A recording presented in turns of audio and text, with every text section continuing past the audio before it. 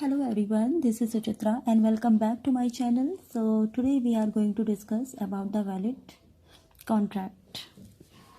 ठीक है, हम वैलिड कॉन्ट्रैक्ट के एलिमेंट्स के बारे में डिस्कस करेंगे आज. So according to section 10, all agreement are contracts if they are made by the free consent of parties competent of contract for a lawful consideration and with a lawful object. ठीक है, इस प्रकार valid contract के जो essential elements हैं वो है agreement, proposal, acceptance,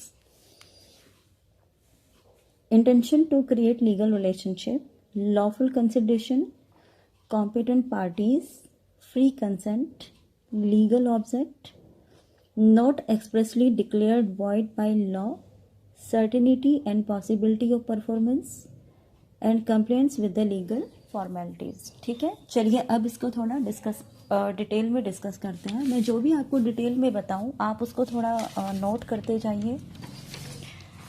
चलिए, जो एग्रीमेंट बनता है वो किस चीज़ से बनता है, क्या होना ज़रूरी है, वो कौन से ऐसे फैक्ट या एलिमेंट्स होते हैं जिससे कि एग्रीमेंट बनता है, जिससे मिलकर एग्रीमेंट बनता है. तो एग्रीमेंट बनता है प्रपोजल और उसके एक्सेप्टेंस से मिलकर. ठीक है, तो प्रपोजल जो है, क्या है प्रपोजल? प्रपोजल एक ऑफ़र होता है.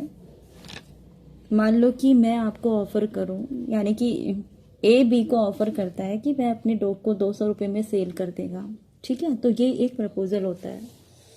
और अगर जिसको उसने ये ऑफ़र किया है और यदि वो उसको एक्सेप्ट कर लेता है तो वो एक्सेप्टेंस कहलाता है. ठीक है, तो proposal when accepted becomes promise. जब किसी ऑफर को एक्सेप्ट कर लिया जाता है तो वो प्रॉमिस बन जाता है. ओके, तो प्रपोजल को वैसे इंग्लिश टर्म में जो है ऑफर भी कहा जाता है.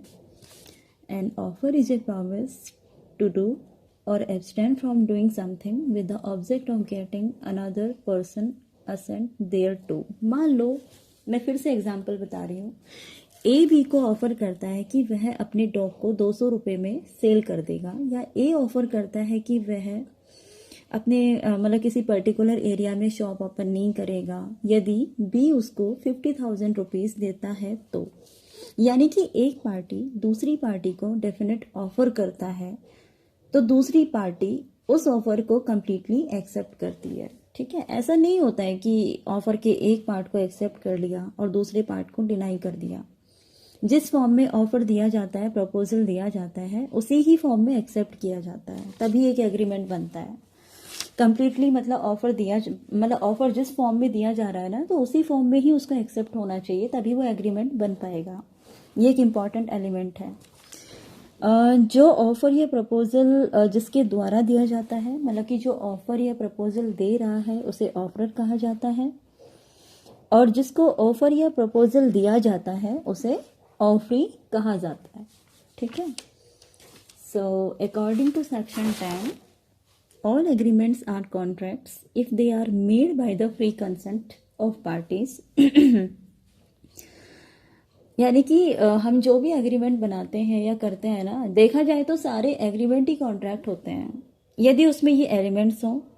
कौन से elements? If they are made by the free consent of parties competent of contracts for a lawful consideration and with a lawful object. ठीक है, इस प्रकार वैलिड कॉन्ट्रैक्ट के एसेंशियल्स एलिमेंट है agreement, proposal and acceptance, intention to create legal relationship, lawful consideration, competent parties, free consent, legal object, not expressly declared void by law, certainty and possibility of performance, compliance with the legal formalities. Okay, so agreement को section 2 clause ई में define किया गया है. Every promise and every sets of promise forming the consideration for each other is an agreement. ठीक है, चलिए, तो ये तो हमें पता चल ही गया है मोटे तौर पे कि एसेंशियल्स एलिमेंट्स क्या होते हैं वैलिड कॉन्ट्रैक्ट के. ओके, चलिए स्टार्ट करते हैं. एक एग्रीमेंट को बाय लॉ इन्फोर्सिबल होने के लिए ये जो एसेंशियल एलिमेंट्स हैं इनको सेटिस्फाई करना बहुत ही अनिवार्य है. तभी एक एग्रीमेंट, मतलब एक एग्रीमेंट जो है वो कॉन्ट्रैक्ट में कन्वर्ट हो पाता है। चलिए फिर से रिपीट करती हूँ। If they are made by the free consent of parties and competent to contract, यानी कि सभी एग्रीमेंट कॉन्ट्रैक्ट हैं अगर इस एग्रीमेंट को फ्री कंसेंट से बनाया गया है, यानी कि पार्टीज को फ्री कंसेंट, पार्टीज का जो है फ्री कंसेंट होना जरूरी है। ठीक है। सेकंड थिंग, किसी भी कॉन्ट्रैक्ट में एंटर होने के लिए पार्टीज का कॉम्पिटेंट होना जरूरी है। मींस पार्टीज को कॉन्ट्रैक्ट में आने के लिए सक्षम होना जरूरी है। जैसे बच्चे या फिर अनसाउंड माइंड, कोई भी अनसाउंड पर्सन जो है कॉन्ट्रैक्ट में एंटर नहीं कर सकता है। So party should be competent to contract. Agreement का जो मैटर ऑफ फैक्ट है, यानी कि जो सब्जेक्ट मैटर है, वो लॉफुल होना चाहिए, यानी कि इलीगल नहीं होना चाहिए। राइट। तो ये जो एसेंशियल्स एलिमेंट्स हैं उनको सेटिस्फाई करना जरूरी है। और कॉन्ट्रैक्ट करने का लॉफुल ऑब्जेक्ट होना चाहिए। इस प्रकार वैलिड कॉन्ट्रैक्ट के एसेंशियल्स एलिमेंट हैं एग्रीमेंट, प्रपोजल, ऑफर, यानी कि intention to create legal relationship, यानी कि किसी भी वैलिड कॉन्ट्रैक्ट को करने के लिए लीगल ऑब्लिगेशन या लीगल ड्यूटीज का क्रिएट होना इम्पॉर्टेंट है। अगर किसी भी एग्रीमेंट में लीगल ऑब्लिगेशन या लीगल ड्यूटीज मिसिंग है तो वो कॉन्ट्रैक्ट बन ही नहीं सकता। ठीक है। क्योंकि डोमेस्टिक, मैंने आपको पहले भी बताया था कि डोमेस्टिक अरेंजमेंट या फिर सोशल रिलेशनशिप जो है वो कॉन्ट्रैक्ट को क्रिएट नहीं करते हैं, ना ही उनको एग्रीमेंट माना जाता है, क्योंकि उसमें लीगल ऑब्लिगेशन और लीगल ड्यूटीज मिसिंग है।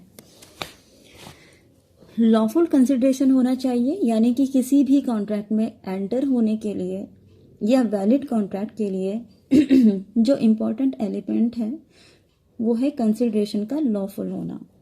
ठीक है। लॉफुल कंसिडरेशन जो कि इम्पॉर्टेंट एलिमेंट है।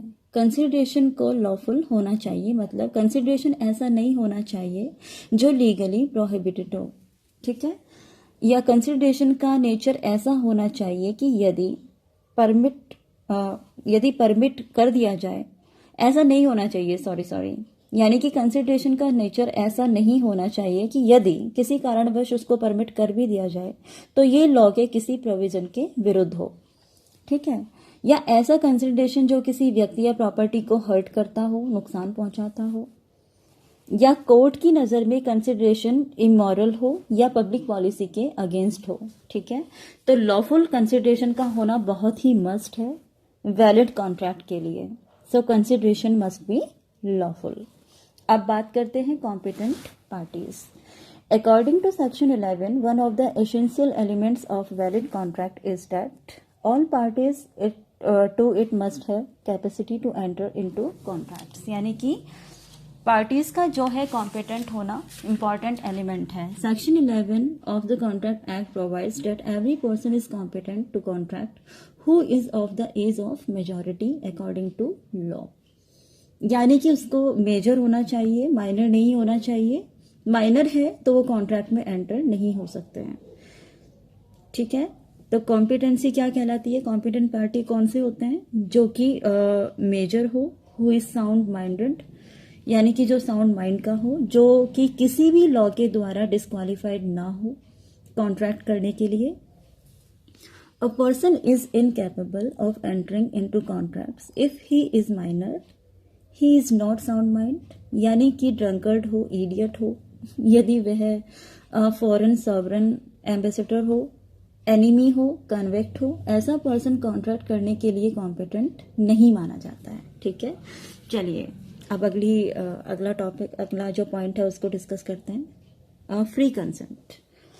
Free consent, one of the most important element of the valid contract is there must be free consent of parties, यानी कि कॉन्ट्रैक्टिंग पार्टीज को सहमत होना चाहिए बिना किसी दबाव के, यानी कि उनके द्वारा दी गई कंसेंट फ्री होनी चाहिए।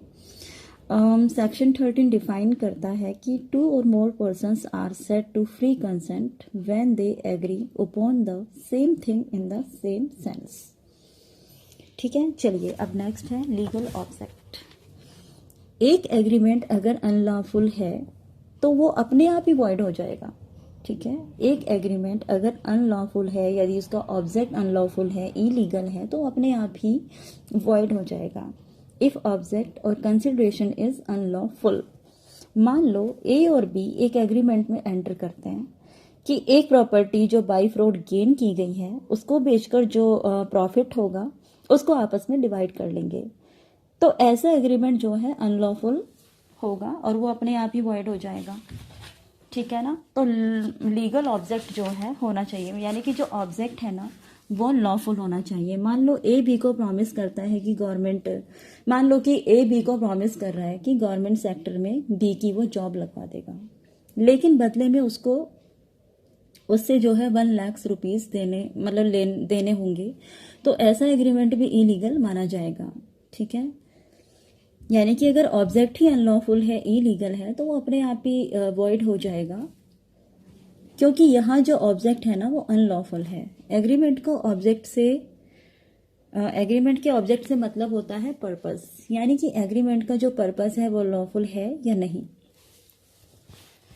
अब करते हैं, अब जो नेक्स्ट पॉइंट है उसको डिस्कस करते हैं। Not expressly declared void by law, मतलब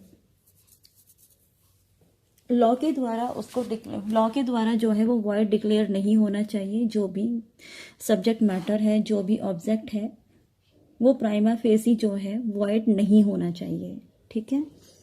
अब नेक्स्ट पॉइंट है certainty and possibility of performance, यानी कि एग्रीमेंट को डेफिनेट होना चाहिए, निश्चित होना चाहिए। एग्रीमेंट में अगर सर्टेनिटी नहीं है तो अपने आप ही वॉइड हो जाएगा और वो इम्पोर्टेंट एलिमेंट नहीं माना जाएगा वैलिड कॉन्ट्रैक्ट के लिए। तो सर्टेनिटी का होना बहुत ही इंपॉर्टेंट है। If it is not definite then it is not possible to know its meanings, therefore it can not be enforced. For example, A और बी के बीच में एग्रीमेंट होता है कि ए बी को मतलब कि 100 टन्स जो है ऑयल सेल करेगा, 100। लेकिन यहाँ पर ऐसा कुछ भी शो नहीं होता है कि किस टाइप का ऑयल बेचने की बात हो रही है। यानी कि ए ने बी को प्रॉमिस तो कर दिया है कि वो उसको 100 टन जो है 100 टन्स जो है ऑयल सेल करेगा, लेकिन उसने ये नहीं बताया कि किस तरीके का ऑयल वो उसको सेल करेगा। भाई नारियल का करेगा, सरसों का करेगा, कौन से वाला ऑयल वो उसको बेचने की बात कर रहा है, ठीक है। तो यहाँ पर ऐसा कुछ भी शो नहीं होता है कि किस टाइप का ऑयल वो बेचने की बात कर रहा है। इसलिए मैटर ऑफ फैक्ट एकदम क्लियर और सर्टेन होना चाहिए। इसीलिए ऐसा एग्रीमेंट वॉइड है क्योंकि ये अनसर्टेन्ड है। अब चलिए लास्ट पॉइंट हम डिस्कस करते हैं, compliance with the legal formalities, ठीक है। ये बहुत ही इंपॉर्टेंट एलिमेंट है वैलिड कॉन्ट्रैक्ट के लिए। तो वैलिड कॉन्ट्रैक्ट का एक और इम्पॉर्टेंट एलिमेंट है लीगल फॉर्मेलिटीज। ये लीगल फॉर्मेलिटीज जो है राइटिंग की हो सकती हैं या रजिस्ट्रेशन की हो सकती हैं, ओके। ऑल्दो एक एग्रीमेंट बाय वर्ड्स या रिटन में हो सकता है, बाय वर्ड, है ना। बट इन केस अगर लॉ की रिक्वायरमेंट है कि it should be in writing, otherwise agreement will not be enforced by the court on the ground that contract is not in writing.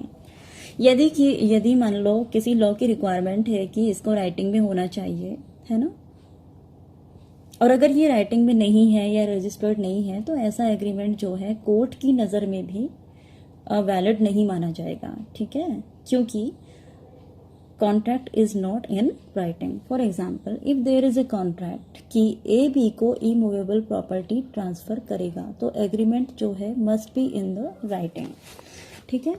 It must be registered and it must be properly stamped. इसको properly stamped होना चाहिए, registered होना चाहिए, writing में होना चाहिए, ठीक है। ये सारी जो भी लीगल फॉर्मेलिटीज हैं इसको मतलब फुलफिल होना चाहिए, तभी ये वैलिड कॉन्ट्रैक्ट का एलिमेंट, मतलब वैलिड कॉन्ट्रैक्ट के लिए, तभी वैलिड कॉन्ट्रैक्ट बन पाएगा।